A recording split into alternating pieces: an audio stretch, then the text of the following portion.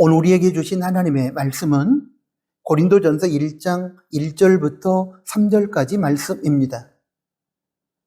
하나님의 뜻을 따라 그리스도 예수의 사도로 부르심을 받은 바울과 형제 소스데네는 고린도에 있는 하나님의 교회, 곧 그리스도 예수 안에서 거룩하여지고 성도라 부르심을 받은 자들과 또 각처에서 우리의 주 곧 그들과 우리의 주 대신 예수 그리스도 이름을 부르는 모든 자들에게 하나님 우리 아버지와 주 예수 그리스도로부터 은혜와 평강이 있기를 원하노라. 아멘. 방금 봉독한 말씀을 중심으로 해서 특별히 2절 말씀을 중심으로 오늘은 교회의 정체성이라는 제목하에 들려주시는 하나님의 말씀을 받겠습니다. 사랑하는 나누는 가족 여러분, 종교개혁가 마틴 루터는 교회에 대해 다음과 같이 말했습니다. 진정한 교회는 세상적인 눈으로 보면 참으로 누추하고 보잘것이 없다. 그러나 하나님 앞에서는 귀중하고 사랑스러우며 높은 평가를 받는다. 제사장 아론은 성전에 나올 때 장식품을 걸친 화려한 외모로 향기를 풍기며 영광스럽게 나타났으나 그리스도는 가장 천하고 보잘것없는 모습으로 세상에 오셨다.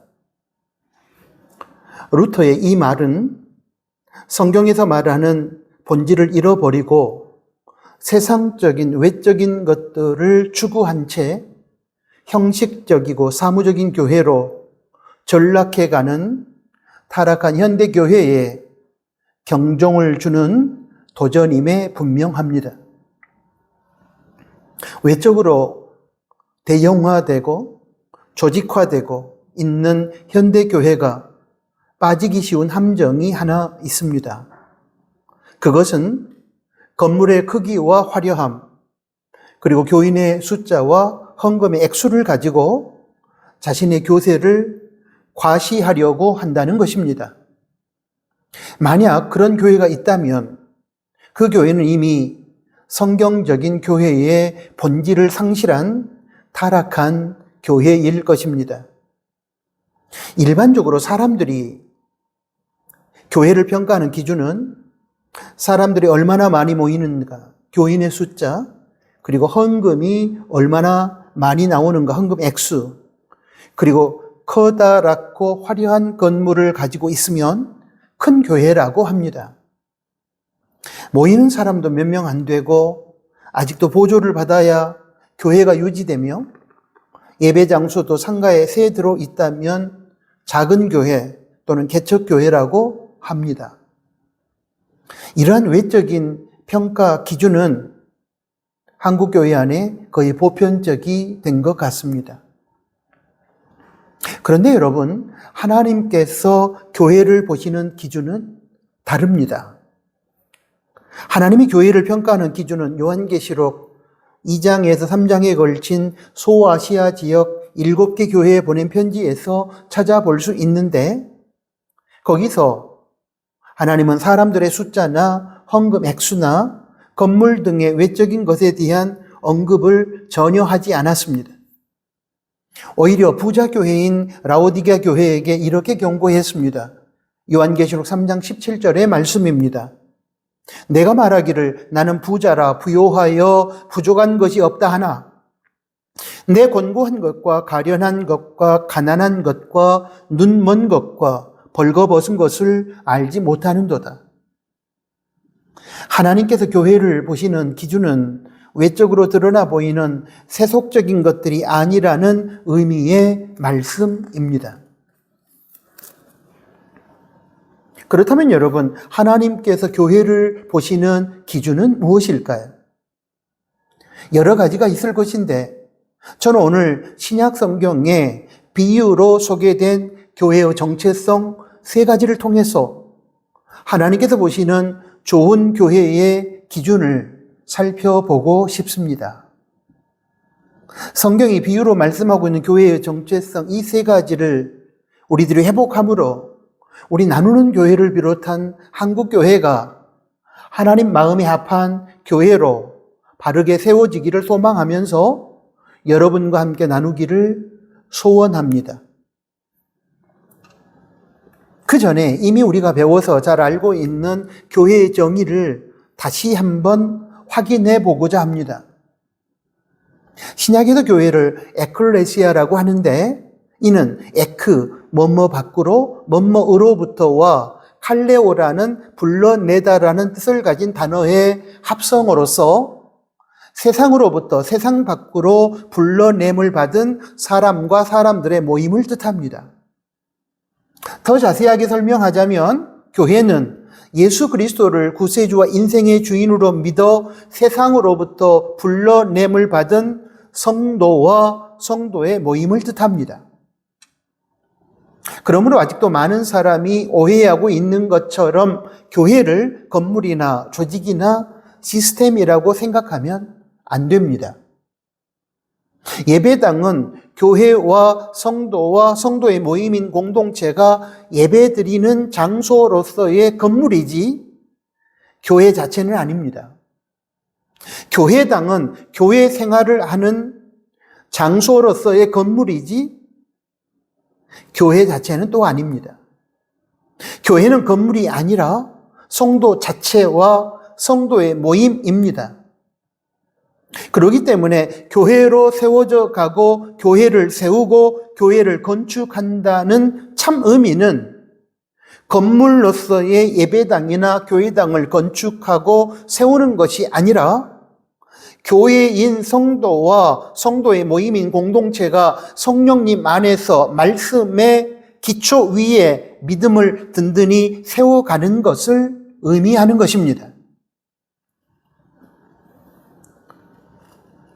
교회가 건물이나 조직이나 시스템이 아니라 예수님을 믿는 성도 자체이며 성도의 모임이라는 사실을 바울은 고린도전서 1장 2절에서 이렇게 밝혔습니다.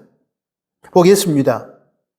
고린도에 있는 하나님의 교회 곧 그리스도 예수 안에서 거룩하여지고 성도라 부르심을 받은 자들과 또 각처에서 우리의 주 곧 그들과 우리의 주 대신 예수 그리스도의 이름을 부르는 모든 자들에게, 여기서 보면 고린도 교회란 예수님을 믿어 거룩하여진 성도가 첫째로 고린도 교회이며 둘째로 각 지역 고린도 지역에서 예수님을 믿는 성도들의 모임이 고린도 교회라고 바울은 선포하고 있는 것입니다.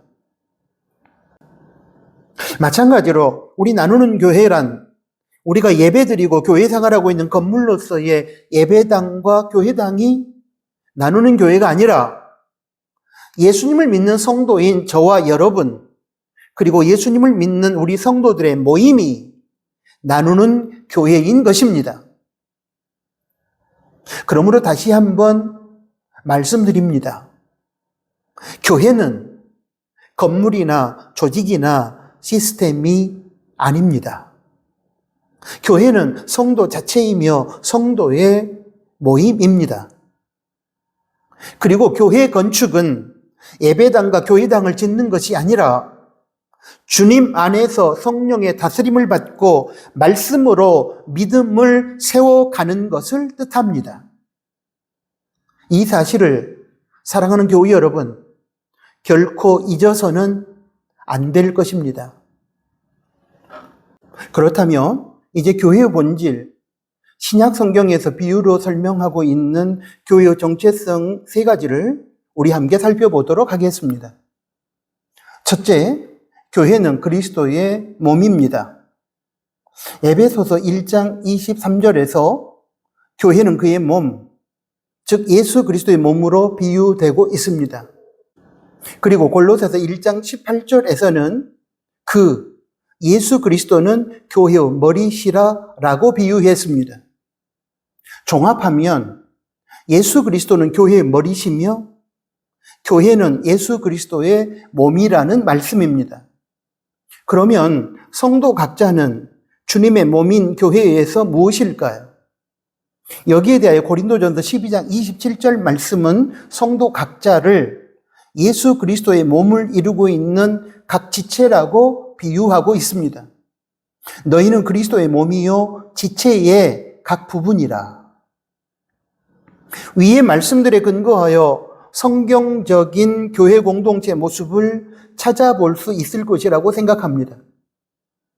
먼저 교회의 머리는 예수 그리스도라고 했으니 교회의 주인이 예수님이시라는 것이며, 그러므로 교회는 주인 대신 예수님의 말씀에 절대 순종해야 한다는 사실을 알 수 있습니다.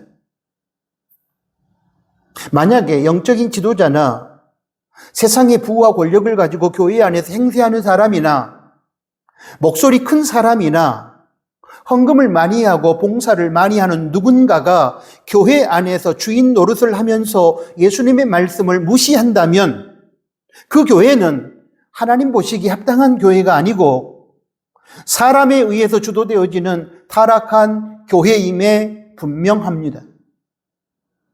머리에서 내리는 명령을 따라 움직여야 우리 몸은 조화와 균형을 이루며 건강할 수 있습니다.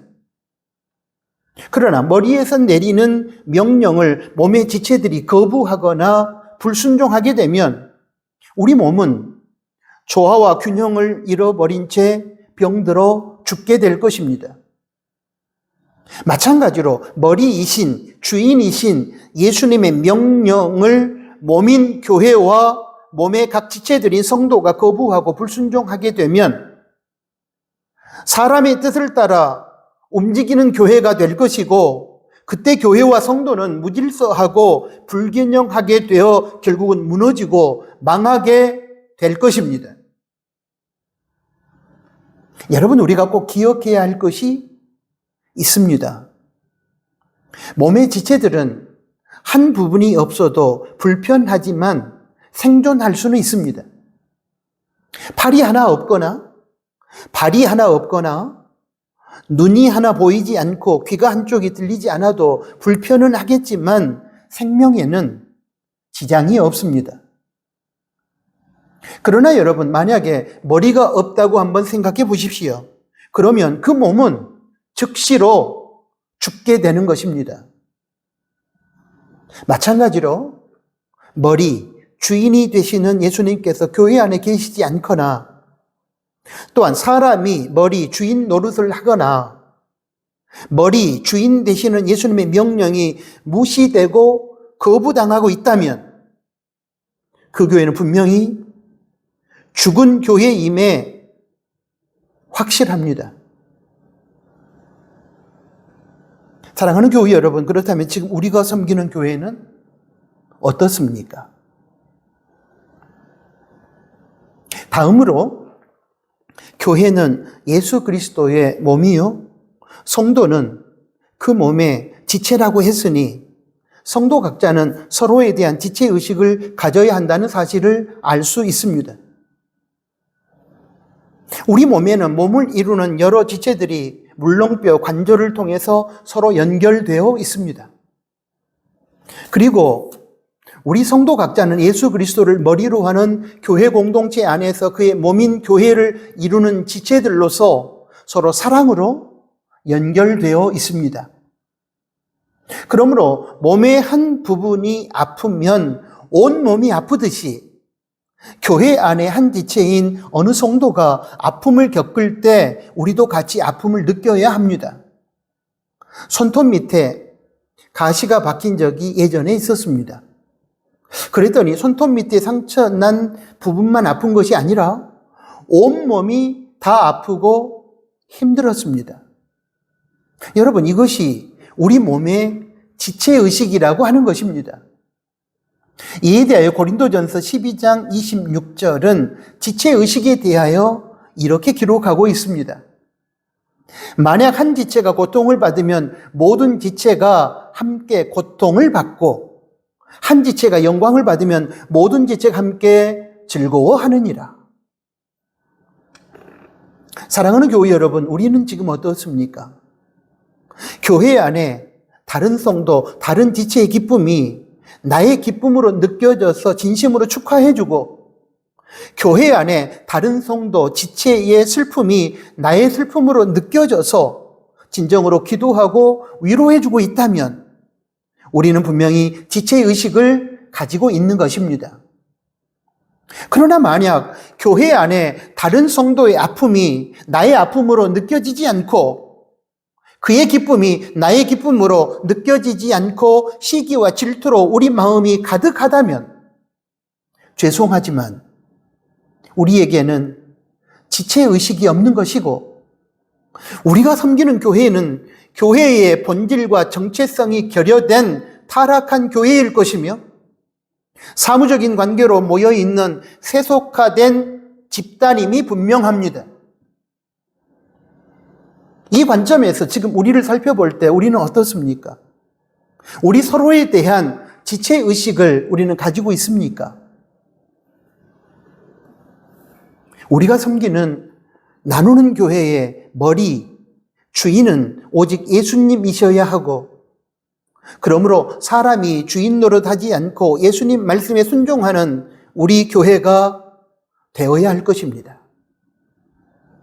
또한 우리 교우들 서로가 지체의식을 가지고 서로를 귀하게 여겨주고 서로 협력하며 상대의 아픔을 함께 아파하며 상대의 기쁨을 함께 기뻐해주고 즐거워해주는 지체의식을 회복함으로 하나님 마음에 합한 교회로 세워질 수 있기를 소원합니다. 그런 교회를 꿈꾸고 함께 기도하면서 그런 아름답고 따뜻한 교회를 만들어갈 수 있기를 기망합니다.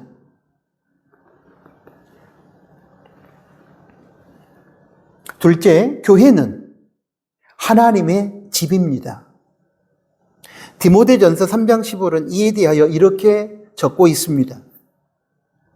이 집은 살아계신 하나님의 교회요 진리의 기둥과 터니라. 교회가 하나님의 집이라는 것입니다. 집에는 가족이 있고 가족 간의 교제가 있는데 이런 의미에서 하나님의 집으로서의 교회는 건물 개념의 집, 하우스라기보다는 가정, 홈의 의미로 이해하는 것이 더 좋을 듯합니다. 집 또는 가정에 가면 부모님과 그리고 형제 자매들이 있습니다. 마찬가지로 교회에 가면 교회가 하나님의 집이기 때문에 하나님 아버지가 물론 계시고 거기에는 영적인 가족들이 함께합니다. 저희 막내딸은 원주에서 직장 생활을 하다가 힘들고 지치면 그리고 어떻게 해야 할지 막막할 때 또는 아프고 답답할 때 순천 집에 오거나 저희가 원주에 가거나 할 때 아니면 전화로라도 자신의 힘든 상황과 현실을 얘기하고 털어놓습니다. 그리고 이야기하면서 스스로 치유받고 회복되기도 하고 또는 엄마 아빠의 위로와 격려, 언니와 오빠의 위로와 격려, 또 말씀의 권면, 또 도구 기도를 통해서 회복되어 다시 평안의 마음과 용기와 희망을 가지고 원주에서 직장 생활을 담대하게 이어갑니다. 저는 저희 막내딸의 이러한 모습을 보면서 하나님의 집으로서의, 하나님의 가정으로서의 교회가 바로 그런 역할을 하고 있는 공동체라는 사실을 다시금 깨닫게 되었습니다. 하나님 아버지와의 교제, 그리고 영적 가족인 성도들과의 교제 속에서 쉼과 재충전을 받고 치유받고 회복되는 모임이 바로 하나님의 집, 하나님의 가정으로서의 교회인 것입니다. 하나님의 집으로서의 교회, 하나님의 가정으로서의 교회 안에는 앞에서도 말씀드렸지만 우리의 아버지이신 하나님이 계십니다. 그러므로 우리는 세상에서 살면서 맞아 어져터지고 상처받고 실패하고 부끄러움을 당한 모든 모습을 가지고 하나님의 집, 하나님의 가정인 교회에 와서 하나님 아버지께 다 내어놓고 기도하며 하소연하고 도우심을 요청해야 합니다. 그리고 하나님 아버지로부터 말씀으로 위로와 격려를 받고 치유받고 회복되며 때로는 꾸지람도 들으면서 회개하고 용서받으며 잘못된 삶도 고치고 평안과 용기와 힘과 희망을 가지고 다시 삶의 자리로 돌아가서 열심히 살아야 합니다.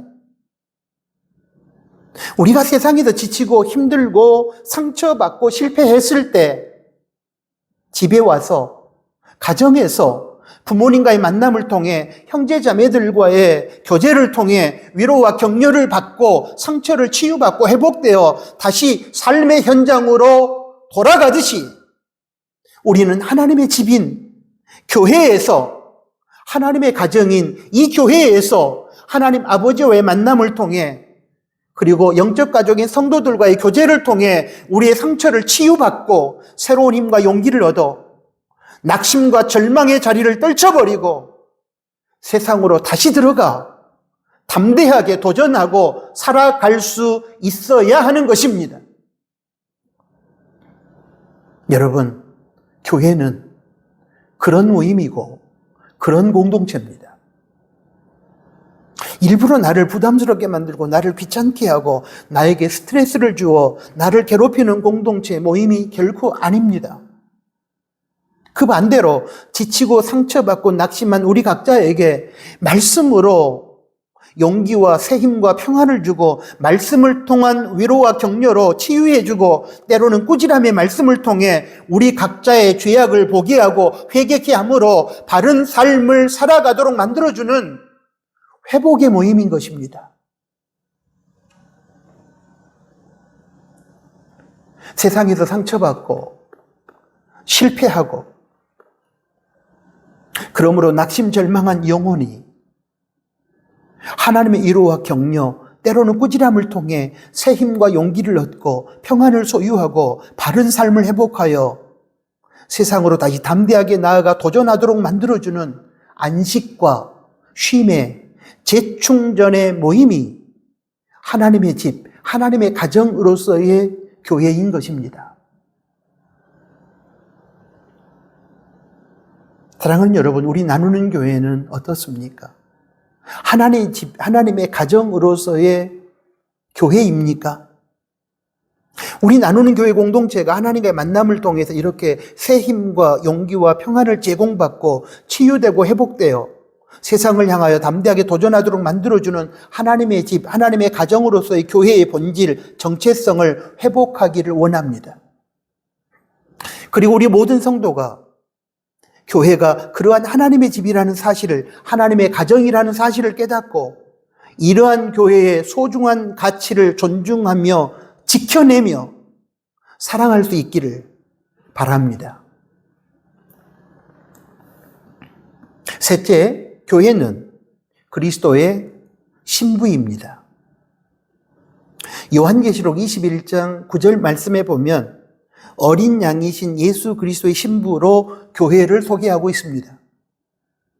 내가, 여기서 나는 7 천사 중에 하나를 말합니다. 내가 신부, 여기서 신부는 교회를 뜻합니다. 신부 곧 어린 양, 여기서 어린 양은 예수 그리스도를 뜻합니다. 어린 양 예수 그리스도의 아내를 내게 보이리라 하고, 이 말씀은 7 대접을 가지고 마지막 7 재앙을 담은 7 천사 중 하나가 사도 요한에게 어린 양이신 예수 그리스도의 신부로서의 교회를 보여주겠다는 내용인데, 결국 교회가 예수 그리스도의 신부임을 밝히고 있는 것입니다. 또 고린도후서 11장 2절 말씀에 보면 바울은 고린도 교회 성도들을 그리스도의 신부로서 중매하겠다고 말함으로써 교회가 그리스도의 신부 아내임을 밝히고 있습니다. 내가 하나님의 열심으로 너희를 위하여 열심을 내노니 내가 너희를 정결한 처녀로 한 남편인 그리스도께 드리려고 중매함이라. 여기에서 바울은 교회와 성도는 예수 그리스도의 신부로서 정결해야 된다는 사실을 또한 밝히고 있습니다. 그리스도의 신부로서의 교회와 성도가 갖추어야 할 가장 귀한 첫 번째 덕목은 정결함, 순결함, 거룩함입니다. 신부가 결혼식 때 신랑에게 드릴 수 있는 가장 귀한 선물은 순결입니다.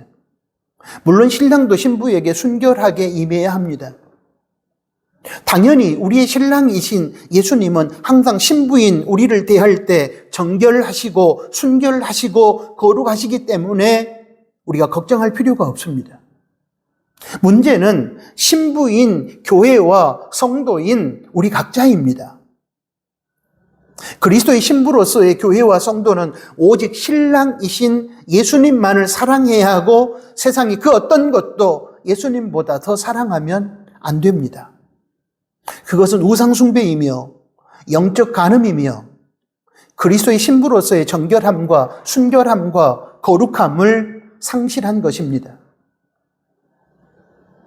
우리는 어떻습니까? 우리 나누는 교회와 성도인 우리 각자는 그리스도의 신부로서 예수님만을 제일로 사랑하는 영적 순결을 유지하고 있습니까? 만약에 예수님도 사랑하고 세상도 사랑하고 있다면 우리는 영적 간음을 저지르고 있는 것이며 예수님과 세상의 양다리를 걸치고 있는 것입니다. 만약에 예수님을 입으로만 믿고 실제로는 세상 따라 살고 있다면 그것은 분명히 우상숭배예요. 신랑이신 예수님을 배신한 영적 타락입니다. 만약 우리 나누는 교회와 성도인 우리 각자가 그런 상황에 놓여 있다면 그리스도의 정결한 신부인 교회로서의 자격을 상실한 것이 틀림없습니다. 이런 경우 해결책은 예수님보다 더 사랑하고 있는 세상에 대한 영적 간음을 회개하고 예수님 한 분만을 신랑으로 사랑하는 정결함, 그 순결함, 그 거룩함을 회복하는 것밖에는 없습니다. 사랑하는 나누는 가족 여러분, 이제 말씀을 마무리하겠습니다. 교회는 그리스도의 몸입니다. 그리스도의 몸으로서 예수님만을 머리 주인으로 모시고 그의 명령에 순종해야 합니다. 몸의 지체인 성도 서로가 서로를 귀하게 여기고 사랑으로 교제하며 함께 아파하며 함께 즐거워하고 기뻐하는 지체의식을 가져야 합니다. 여러분, 교회는 하나님의 집, 하나님의 가정입니다. 하나님의 집, 하나님의 가정으로서 하나님 아버지와의 교제, 말씀과 기도와 예배 등을 통한 하나님 아버지와의 교제를 통해서 그리고 영적인 가족들인 성도 상호 간의 교제 속에서 우리는 쉼을 얻고 재충전을 받아 세상에서 상처받고 실패하고 힘들고 어려운 세상에서 지친 영혼을 회복하고 치유받아 다시 세상으로 담대하게 나아가 도전할 수 있는 쉼과 안식의 공동체가, 그런 모임이 교회는 되어야 하는 것입니다. 사랑하는 교회 여러분, 교회는 예수 그리스도의 거룩한 신부입니다. 예수 그리스도의 거룩한 신부로서 오직 예수님만을 사랑하며 순결하고 정결한 마음과 삶으로 생각도 거룩하고 입술도 거룩하고 우리의 삶도 거룩함으로, 우리가 정결함을 잃어버렸을 때는 즉시로 회개함으로 깨끗함을 입어서 예수님 앞에 서야 합니다. 그것이 거룩한 신부의 모습입니다. 그렇게 세상과 구별된 거룩함이 예수 그리스도의 신부로서의 교회 안에 충만해야 하는 것입니다. 사랑하는 교회 여러분, 우리가 오늘 나누었던 비유로 설명되고 있는 세 가지 교회의 정체성, 이 본질이 회복되어야만 교회는 하나님의 성품과 능력과 영광을 드러내는 공동체가 될 것이며, 그런 교회 안에서 우리는 행복할 것이며, 세상은 그런 교회를 통해서 하나님을 만날 것이며 하나님께 영광을 돌리게 될 것입니다. 그런 우리 나누는 교회 공동체가 되기를 희망합니다. 우리 각자 성도가 그런 교회가 되기를 희망합니다. 하나님 아버지, 감사합니다. 성경적인 교회의 본질과 정체성을 잃어버리고 형식화되어지고 사무적이 되어지고 제도화되어지고 있는 이 땅의 교회 앞에 이런 말씀을 통해서 도전해 주시니 감사합니다. 우리 안에도 이런 부끄러운 모습이 있음을 인정하고 회개합니다. 오늘 말씀을 통해서 하나님께서 우리들에게 가르쳐 주신 교회의 본질, 교회의 정체성, 그리스도의 몸으로서의 교회, 하나님의 집, 하나님의 가정으로서의 교회, 예수 그리스도 거룩한 신부로서의 교회의 본질을 회복하는 저희 나누는 교회 공동체와 사랑하는 성도들이 되게 하여 주십시오. 그러함으로 하나님께 영광을 올려드리고 세상의 사람들 앞에 하나님을 보여주며 우리도 그 교회 안에서 진정으로 영적인 행복을 누리며 승리하는 인생을 살아갈 수 있도록 하나님 도와주십시오. 예수 그리스도 이름으로 기도합니다. 아멘.